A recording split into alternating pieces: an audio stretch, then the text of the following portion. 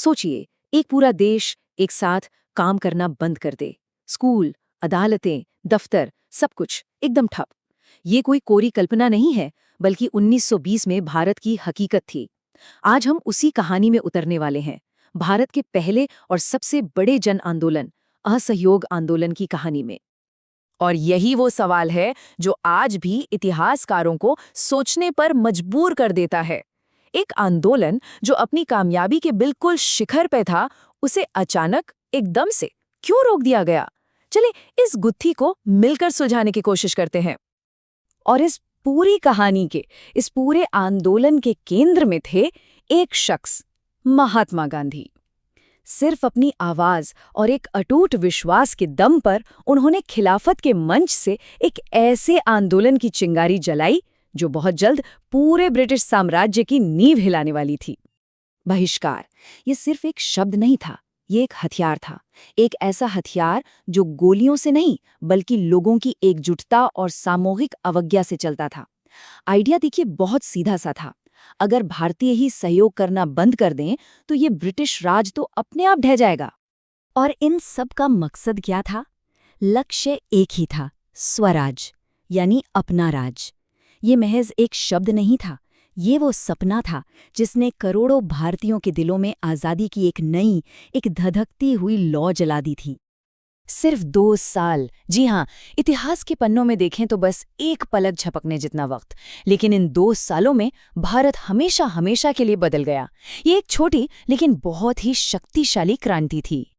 तो आज की हमारी बातचीत कुछ इस तरह आगे बढ़ेगी।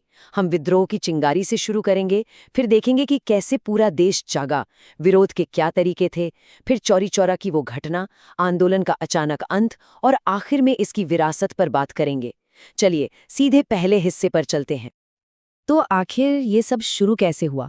माहौल बना कैसे? समझिए, 1920 का भारत गुस्से और असंतोष का एक सुलगता हुआ ज्वालामुखी था, जो बस फटने को तैयार था। और इस ज्वालामुखी के लावा के पीछे 3 बड़ी वजह थी। पहली वजह, पंजाब में हुआ अन्याय, खासकर जलियांवाला बाग का वो बर्बर नरसंहार जिसकी यादें अभी भी ताज़ा थीं। दूसरी वजह थी खिलाफत का मुद्दा, जिसने भारतीय मुसलमानों को एकजुट किया। और तीसरी और सबसे बड़ी मांग थी स्वराज।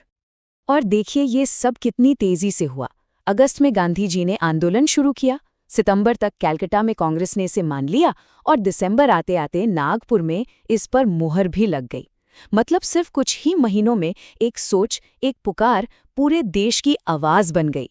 ये किसी राजनीतिक सुनामी से कम नहीं था। समझिए, ये कोई छोटा मोटा विरोध प्रदर्शन नहीं था। ये पहली बार हो रहा था, पहली बार जब भारत के आम लोग, किसान, मजदूर, छात्र, महिलाएं इतनी बड़ी तादाद में घरों से निकलकर सीधे तौर पर राजनीति का हिस्सा बन रहे थे। ये सच में एक राष्ट्र का जागरण था। और इस जागरण में लोगों ने जो त्याग किया, जरा उसकी कल्पना कीजिए। देश के बड़े बड़े वकील जैसे मोतीलाल नेहरू अपनी लाखों की प्रैक्टिस छोड़ रहे थे। हजारों होनहार छात्र अपने सुनहरे भविष्य की परवाह किए बिना सरकारी स्कूल कॉलेज का दरवाजा हमेशा के लिए बंद कर रहे थे। ऐसा पहले कभी नहीं हुआ था, अभूतपूर्व था ये सब। और ये सिर्फ खोखले वादे नहीं थे। छात्र सच में पढ़ाई छोड़ रहे थे, वकील अपनी आजीविका छोड़ रहे थे। लेकिन इस खालीपन को भरने के लिए काशी विद्यापीठ और जामिया मिलिया इस्लामिया जैसे हमारे अपने राष्ट्रीय संस्थान खड़े हो रहे थे। और बंगाल, पंजाब, यूपी जैसे इलाके तो इस नई क्रांति के, समझिए, केंद्र बन चुके थे।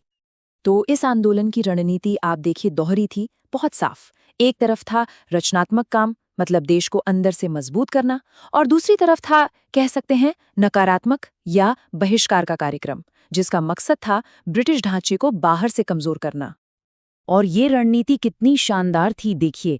एक तरफ स्वदेशी को बढ़ावा देकर, अपने स्कूल खोलकर, हिंदू मुस्लिम एकता पर जोर देकर एक नया आत्मनिर्भर भारत बनाया जा रहा था, तो वहीं दूसरी तरफ सरकारी स्कूलों, अदालतों और विदेशी सामानों का बहिष्कार करके अंग्रेजी हुकूमत की नींव को खोखला किया जा रहा था।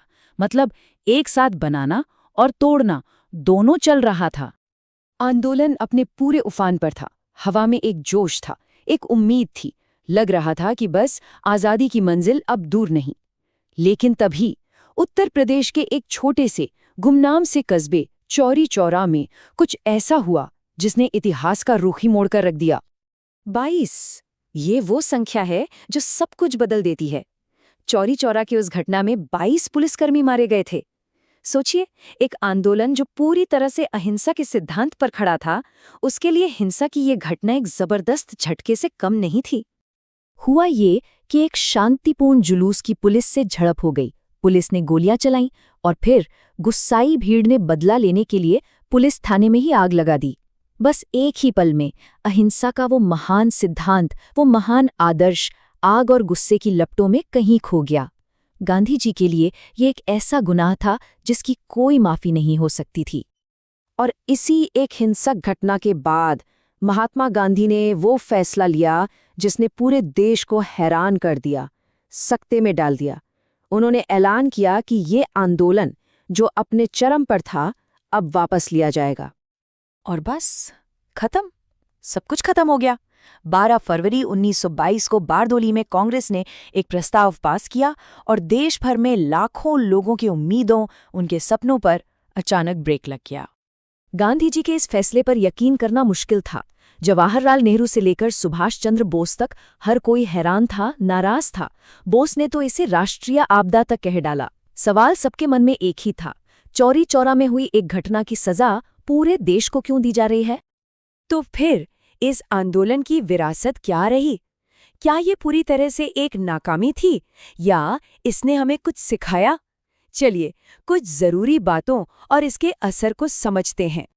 एक बहुत बड़ा बदलाव आया स्वराज शब्द के मतलब में।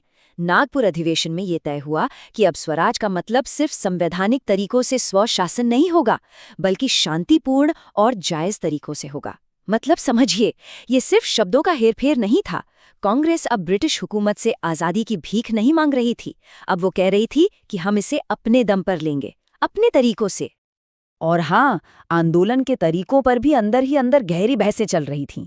जैसे विदेशी कपड़ों को जलाने का मुद्दा। गांधी जी के लिए ये एक जरूरी और प्रतीकात्मक कदम था, लेकिन गुरुदेव रविंद्रनाथ टैगोर इसे एक विवेकहीन बर्बादी मानते थे। ये दिखाता है कि आज़ादी की लड़ाई में भी विचारों का कितना टकराव था, कितनी विविधता थी। तो यहीं पर हम इस कहानी को छोड़ते हैं एक सवाल के साथ जो आज भी जिंदा है। क्या आंदोलन को वापस लेना एक राष्ट्रीय आपदा थी, जैसा बोस ने कहा, या फिर ये एक अहिंसक संघर्ष की आत्मा को बचाने के लिए उठाया गया एक जरूरी कदम था? शायद इसका कोई एक सीधा सा जवाब नहीं है, पर इस सवाल में ही हमें एक ऐसे नेता की सोच की झलक मिलती है जो अपने सिद्धांतों के लिए पूरे देश के जोश को भी दांव पर लगा सकता था।